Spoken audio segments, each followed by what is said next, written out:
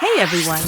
In today's video, I'm going to show you how to fix Windows Calendar taskbar calendar not opening on Windows 11, step by step. If you've clicked on the date and time in your taskbar, but the calendar just won't open, don't worry. We'll walk through a few simple fixes to get it working again. Step 1. Let's start with the basics.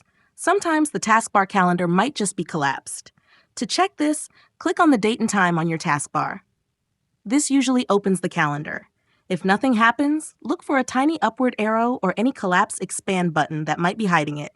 Give that a click and see if the calendar appears. Step 2. Still not opening? No worries. Let's restart Windows Explorer.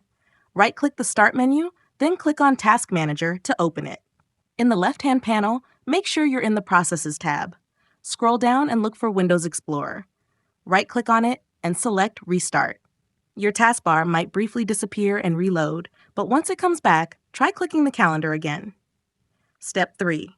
Next, let's check for Windows updates. Outdated system files could be the reason for this problem. Go to Settings by pressing Windows I, then click on Windows Update.